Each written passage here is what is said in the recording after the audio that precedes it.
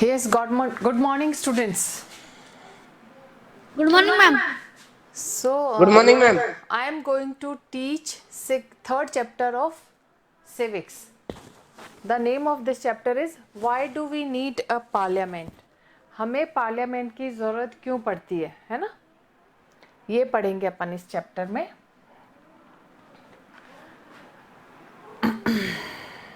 देखो ये क्या है, ये बता सकते हो ये क्या है? This is the Parliament. picture of parliament. Yes, this is the picture of a parliament. Parliament. We in India pride ourselves on being a democracy. हम इंडिया में एक प्राइड सिटीजन्स हैं. क्यों सिटीजन्स हैं? क्योंकि हमारे यहाँ कौन सी फॉर्म ऑफ गवर्नमेंट है?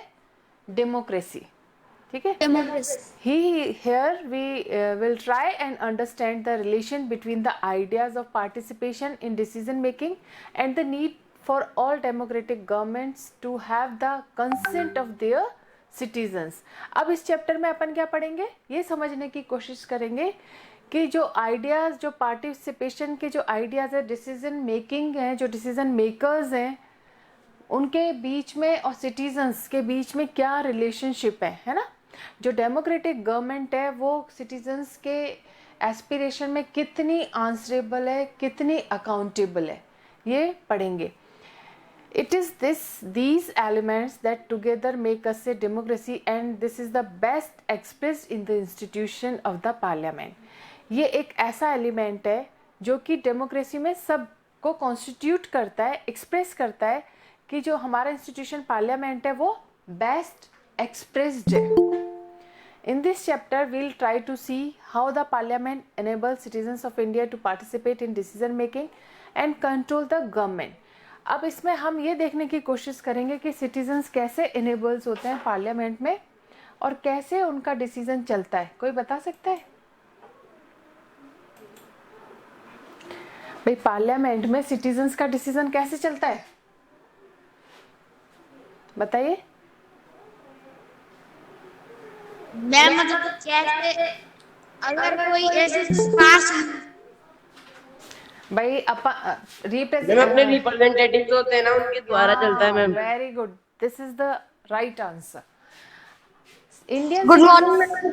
Good morning. इंडियन सिटीजन्स क्या करते हैं? अपने रिप्रेजेंटेटिव इलेक्ट करते हैं और रिप्रेजेंटेटिव सिटीजन्स के बिहाफ पे ही डिसीजन, जो पॉलिसीज हैं है ना, डिसीजन मेकिंग जो भी उनका रहता है वो उनके बिहाफ पे ही रहता है, जनरल मासेस के बिहाफ पे ही रहता है ना. और वो इनडायरेक्टली लोगों से कंट्रोल्ड रहती है. कैसे कंट्रोल रहती है? मैंने बताया था कि आज आप कांग्रेस को चुन रहे हो, अगर कांग्रेस हम उसकी पॉलिसी से सेटिस्फाई नहीं है, बीजेपी की पॉलिसी सेटिस्फाई नहीं है, तो हम उनको चेंज भी कर सकते हैं नेक्स्ट 5 ईयर्स में, है ना. आफ्टर 5 ईयर्स, 5 ईयर इनका टेन्योर रहता है. तो कंट्रोल किसका रह गया? सिटीजन्स का. हो गया ना? Yes ma'am. हाँ, तो यही डेमोक्रेसी का की फीचर है. अब चैप्टर यहाँ से स्टार्ट हो रहा है, वो सिर्फ एक इंट्रोडक्शन था. वाई शुड मैम कौन सा चैप्टर पढ़ा रहे हो? Chapter 3 of civics. Okay ma'am. Why should people decide? लोगों को डिसाइड क्यों करना चाहिए? इस टॉपिक को हम बहुत अच्छे से इसमें पढ़ेंगे. India as we know became independent. हम सबको पता है इंडिया को कब इंडिपेंडेंस मिली थी? मैम 15 अगस्त 1947. 15 अगस्त 1947. करेक्ट, देख के बोल दिया है ना. मैम याद है. So no ma'am. India got independent on 15th August 1947. Preceding this was a long and difficult struggle in which many sections of society participated. ये हमें कैसे मिली थी? इसके लिए बहुत स्ट्रगल हुआ था. हमें इंडिपेंडेंस ऐसे ही थोड़ी ना मिल गई. आज हमें फील भी नहीं होता, आज हम रियलाइज भी नहीं कर पाते कि जो डिफरेंट सेक्शन ऑफ सोसाइटी के लोगों ने इसमें पार्टिसिपेट किया इस नेशनल मूवमेंट में, और बहुत लोगों ने सेक्रीफाइस किए, इवन अपनी लाइफ्स सेक्रीफाइस किए, तब जाके हमें ये इंडिपेंडेंस मिली है। People from various backgrounds joined the struggle and they were inspired by the idea of freedom, equality and participation in decision making. बहुत जो वेरियस बैकग्राउंड से लोगों ने ये नेशनल मूवमेंट को ज्वाइन किया था, स्ट्रगल किया था, जो अलग अलग मतलब बैकग्राउंड से थे, अलग अलग रीज़न से थे, और वो इंस्पायर्ड हुए थे इस आइडिया से कि फ्रीडम होता क्या है। जब उनको पता लगा फ्रीडम, इक्वलिटी होती नहीं थी। ब्रिटिशर्स क्या करते थे, पार्शियल थे, दे वर वेरी पार्शियल। तो जब उनको पता लगा फ्रीडम, इक्वलिटी और डिसीजन मेकिंग में कितना लोगों का इम्पोर्टेंस है, तब इस चीज़ से इंस्पायर्ड होके लोगों ने इस जो नेशनल मूवमेंट है इसमें स्ट्रगल किया, फाइट की।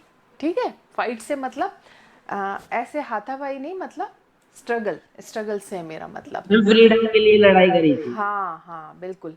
Under colonial rule the people had lived in a fear of the British government and did not agree with many of the decision that they took. अब जब कॉलोनियल रूल था, colonial rule का मतलब है Britishers का जो rule था, उसमें क्या होता था, जो लोग थे उनमें एक डर था, है ना, लोग डरे डरे रहते थे उस गवर्नमेंट से, ब्रिटिश गवर्नमेंट से। और वो कई बार तो ऐसा भी होता था कि जैसे उन्होंने कोई भी पॉलिसी अडॉप्ट की या कोई सी भी पॉलिसी लॉन्च की, कई बार वो एग्री नहीं होते थे, लेकिन डर की वजह से कुछ बोल नहीं पाते थे, भले ही उनके फेवर में हो चाहे नहीं हो, वो बोल नहीं पाते थे, एक डर रहता था। But they faced grave danger if they try to criticise these decision.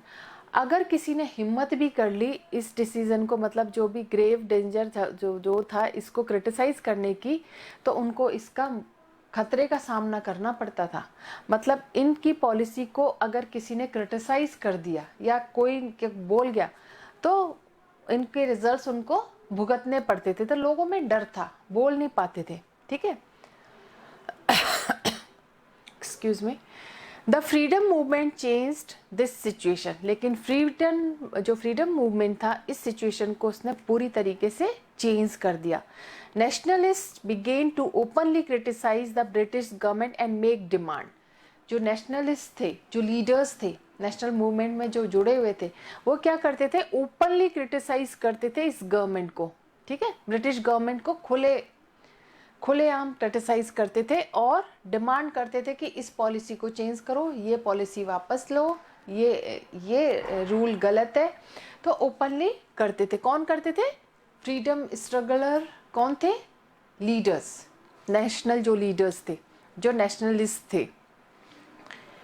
As far back as 1885, the Indian National Congress demanded that there be elected member in the legislature with the right to discuss the budget and ask questions. 1885 में जो the Indian national Congress, ये एक तरह की party थी, इसमें जो जितने भी नेशनल लीडर्स थे वो इन्वॉल्व थे, और वो ब्रिटिश गवर्नमेंट की जो पॉलिसी थी, जो रॉन्ग पॉलिसीज़, उसको अपोज किया करते थे। और फ्रीडम के लिए तो चल ही रहा था स्ट्रगल। तो उन्होंने डिमांड की कि लेजिस्लेचर में, बजट के डिस्कशन में, अधिकारों में इलेक्टेड मेंबर्स, जो इंडिया के भी इलेक्टेड मेंबर्स होने चाहिए। ये डिमांड की थी इंडियन आईएनसी का मतलब है इंडियन नेशनल कांग्रेस ने, कि जो इलेक्टेड मेंबर्स है लेजिस्लेचर में डिस्कशन करने के लिए, बजट के लिए क्वेश्चंस पूछने के लिए, इंडियन मेंबर्स का भी होना ज़रूरी है, होने चाहिए, ये डिमांड की थी। The government of India act 1909 allowed for some elected representation. उनकी डिमांड पे, है ना, जब इंडियंस ने डिमांड किया, जो भी नेशनलिस्ट थे उन्होंने डिमांड की, तो गवर्नमेंट, जो ब्रिटिश गवर्नमेंट थी, उसने एक एक्ट लाया। एक्ट का नाम था एक्ट 1909, है ना। उन्होंने कुछ इलेक्टेड रिप्रेजेंटेशन दे दिया, मतलब कुछ एरिया में कि हाँ यहाँ से इलेक्ट कर सकते हो आप इंडियंस को भी, ठीक है, दे दिया। While these early legislature under the British government were in response to the growing demand of the nationalists, they did not allow for all adults to vote, nor could people participate in decision making. जबकि जो early legislature थी, जो British government के under control थी, legislature क्या करती है basically, क्या करती है legislature, ma'am ma'am law rule बनाती है। हाँ लॉ बनाती है। तो जो लेजिस्लेचर थी किसकी, ब्रिटिशर्स की, है ना।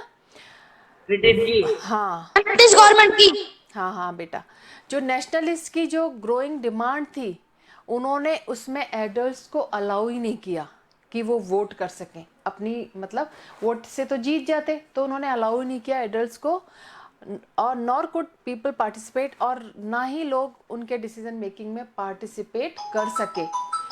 रिप्रेजेंटेशन मिल गया।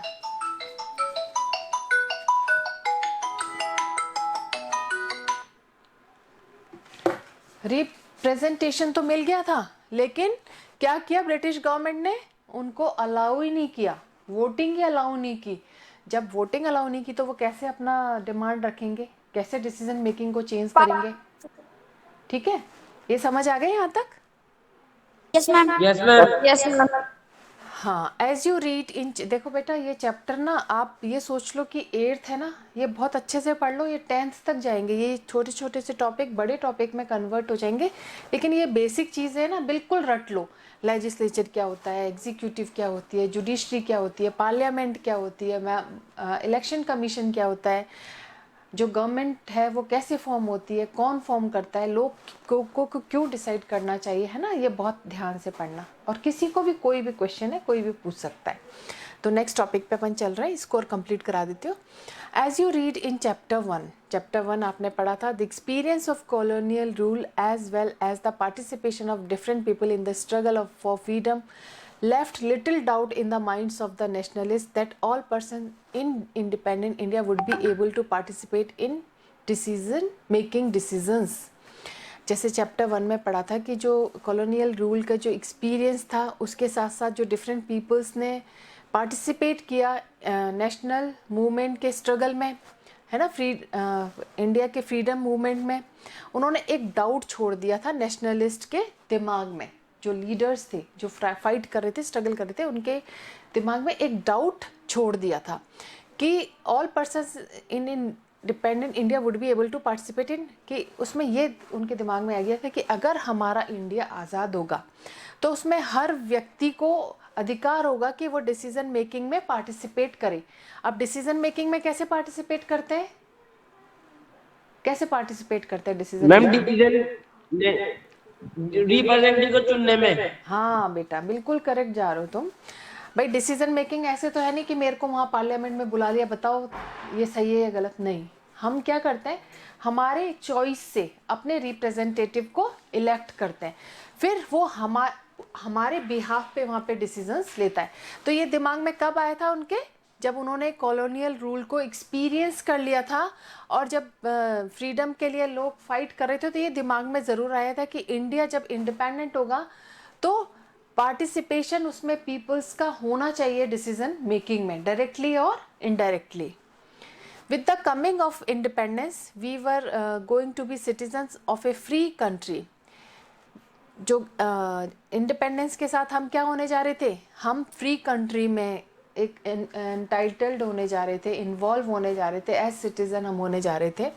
This did not mean the government could do what it felt like, it means that the government had to be sensitive to people's need and demand. This did not, इसका मतलब ये नहीं था कि गवर्नमेंट मतलब जो कुछ भी फील किया वो कर नहीं सकी। इसका मतलब ये था कि गवर्नमेंट ने बहुत सेंसिटिव थी, जो हमारी इंडियन गवर्नमेंट थी वो बहुत सेंसिटिव थी लोगों की नीड्स के लिए, लोगों की डिमांड्स के लिए। तभी तो इस तरह की पॉलिसीज आई, तभी तो डेमोक्रेसी अडॉप्ट की, एस्टेब्लिश हुई। The dreams and aspiration of the freedom struggle were made concrete in the Constitution of Independent India that laid down the principle of universal adult franchisee। इसीलिए तो ये जो प्रिंसिपल था universal adult franchise का, ये जो dreams हैं, जो एस्पिरेशंस हैं फ्रीडम स्ट्रगलर के और पीपल्स के, वो कॉन्स्टिट्यूशन, इंडिपेंडेंट इंडिया के कॉन्स्टिट्यूशन में ये प्रोविज़न रखा गया। कौन सा प्रोविज़न, ये प्रिंसिपल रखा गया, यूनिवर्सल एडल्ट फ्रेंचाइजी। अब यूनिवर्सल एडल्ट फ्रेंचाइजी क्या होता है? मैम उसमें 18 साल के ऊपर के लोग वोट दे सकते हैं। हाँ बेटा, बिल्कुल सही है, बहुत ध्यान से पढ़ रहा है, very good, good, keep it up. that all adult citizen of the country have the right to vote. इस यूनिवर्सल एडल्ट फ्रेंचाइजी का मतलब है कि जितने भी एडल्ट सिटीजन्स हैं उनको वोटिंग का अधिकार मिलेगा या मिलना चाहिए या मिलता है, आज भी है। ठीक है, अब बाकी का अपन कल कंटिन्यू रखेंगे। समझ में आ गया यहाँ तक चैप्टर बेटा अच्छे से?